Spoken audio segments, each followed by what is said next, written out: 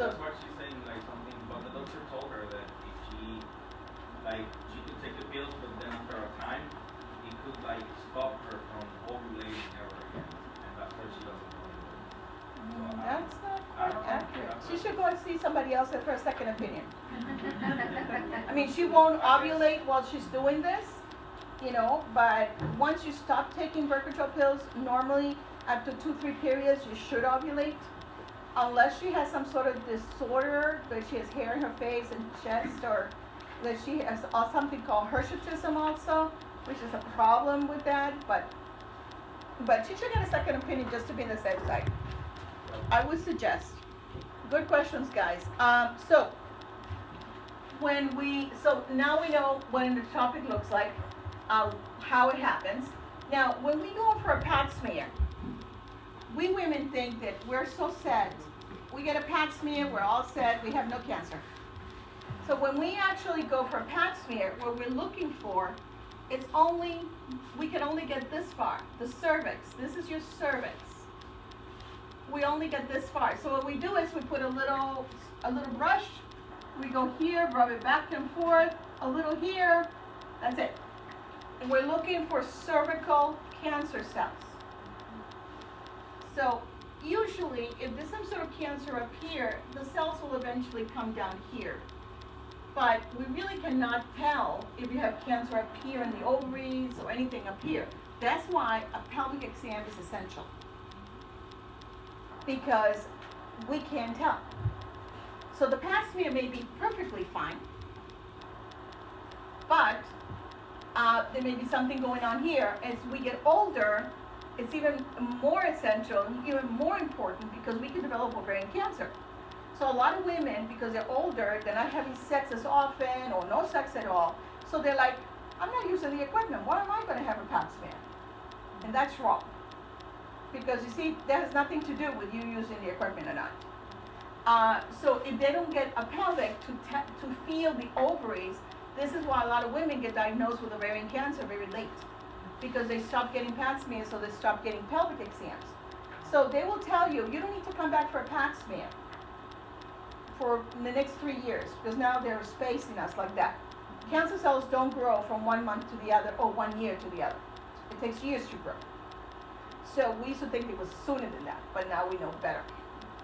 But the reason why you want a pelvic exam is always to check the ovaries to make sure the ovaries feel normal. Just like guys that need prostate exams. It's the same thing. You guys need prostate exams as you get older, or if you have a history of prostate cancer in your family, because you cannot tell if your prostate is getting bigger inside or not without an exam. And so by the time, and these are cancers that can be treated very easily, really easy. Like prostate cancer is so easy to take care of. It's one of the cancers that we can take care of the quickest. But a lot of men don't want it because they have to have a rectal exam, which takes 5 minutes, and they prefer to die a horrible death than to get a rectal exam. My father was like, I think they knocked my father out. I think they gave him a sedative to go in there, because he was like, no, I'm not gay.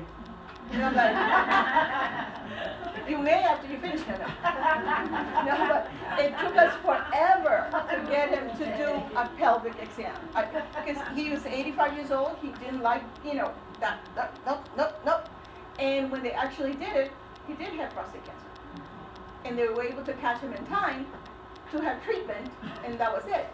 If he had waited another year, and it was totally by luck that we were able to get him sedated to get enough. I understand there is also a blood exam that will help to diagnose prostate cancer. The blood test helps, but not as good as the physical exam. The blood test sometimes can have a false positive, so that may be, or false negatives. There's a lot of controversy right now about the blood test.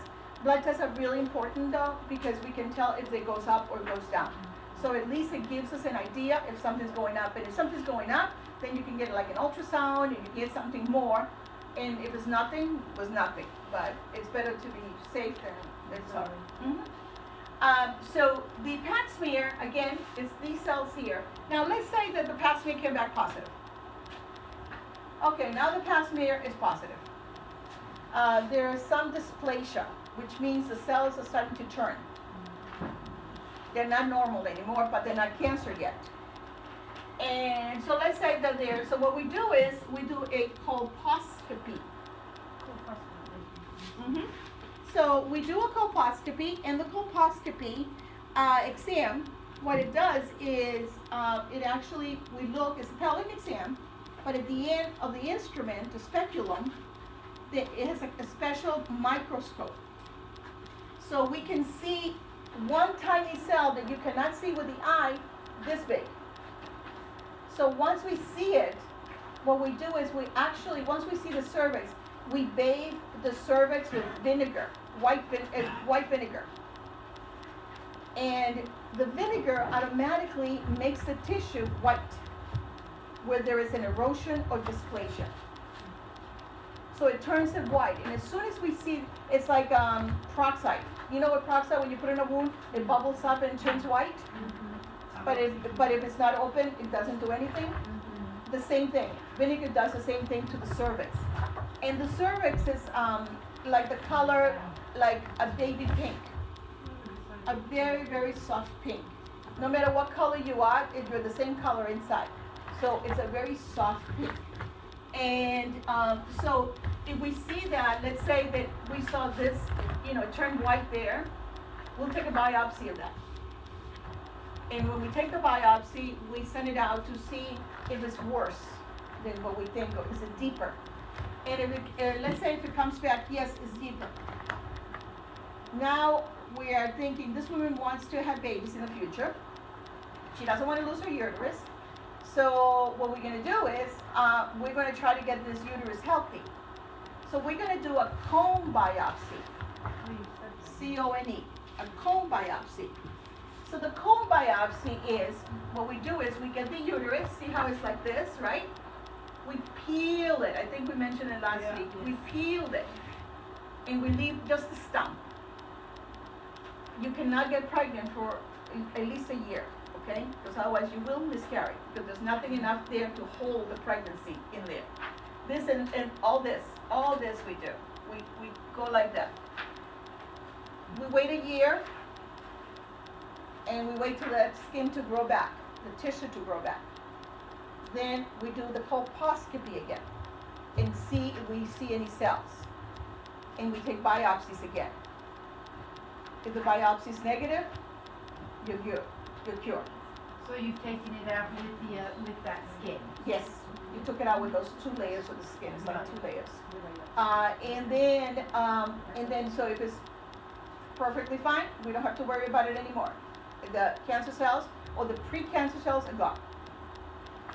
If it came back again, now we have to talk about a hysterectomy. We need to remove the uterus. So when we remove the uterus, we can remove everything and leave the ovaries. If you're young, we can leave the ovaries. Right. They're attached to a ligament, but they're not but they're very close. If, depending on kind of cancers that you have, if there is a particular kind of cancer that is known to be very savage, very aggressive, then we take the ovaries out too. Because there's some kinds of cancers, like breast cancer, that is fed by the hormones of your ovaries. So we may want to get rid of them or stop them from working so they don't feed the cancer. So depending on what it is, we remove everything, we take everything out. And we close this up here, we leave the vagina alone. We don't touch anything out here, nothing out there. So a lot of times women will say, oh, but I don't feel anything when I have sex. Well, you didn't need your uterus to have sex. Because this thing is like 7 inches in, 8 inches in. So you didn't have sex with this. You had sex with your vagina and with the outside of your clitoris or your lips and all that part, and the opening of the vagina. Now the opening of the vagina is the one who feels the most. The deeper the vagina feels less. So like right up here, there's hardly any nerve sensitives, but most of the nerves are here in this opening here, right up here. in all this area. So sex is not, the only thing, if they take your ovaries, you may have, because you have no hormones there, your vagina may dry up a little bit. And there's creams for that, and there's also, you can also use things like Astroglide or anything like this to help you have sex and not have pain. You also can have like Premarin cream, which is a cream that has a little bit of hormone, just enough hormone for the vagina, and you put it in there, and that's it. And that takes care of your vagina. It's like facial cream for the vagina, and your vagina becomes healthy. It's a moisturizer, so the vagina becomes pretty again. And so this, so that a lot of women think that if they put Premarin cream on, or because it says it has hormones, oh no, I'm gonna get fat. It's such a small amount that it just goes to the walls of the vagina and makes it healthy, makes it pretty. That's all, and usable again. So the hysterectomy. Hysterectomy, Can it be partial or total? Yes. So partial would be, a partial hysterectomy means that we took everything out and left the ovaries. A total hysterectomy, we took everything out.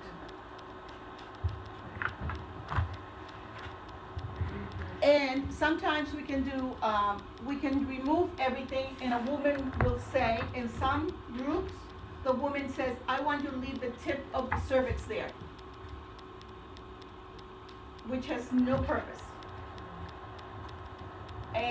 But they think that with the tip, that's how they feel.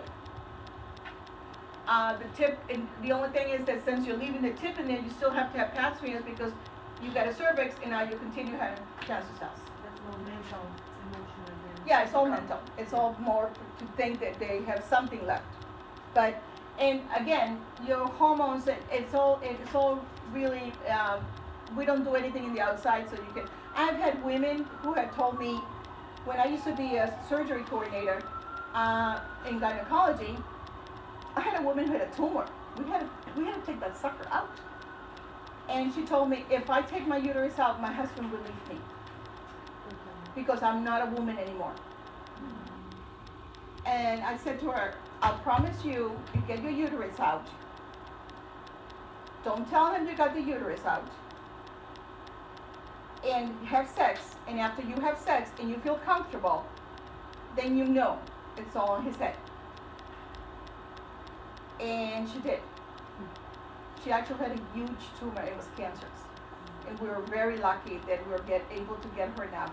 And one of my jobs was to work with the doctors to make them understand how their body worked. And she did. She came back 8 weeks after surgery. She goes, "You didn't figure it out." I said, "I told you." I'm like, you only need the uterus to hold the babies. That's all. It has nothing to do with sex. It's just to hold the babies in there. That's all you need that for. So you really don't need anything else. So in the partial hysterectomy, you remove the uterus? You remove everything but the ovaries. Okay. But the ovaries. If a woman is young, still young and having periods, we leave the ovaries there, so they go through menopause whenever they're supposed to go through menopause. We don't have to have anything like that. And with menopause, the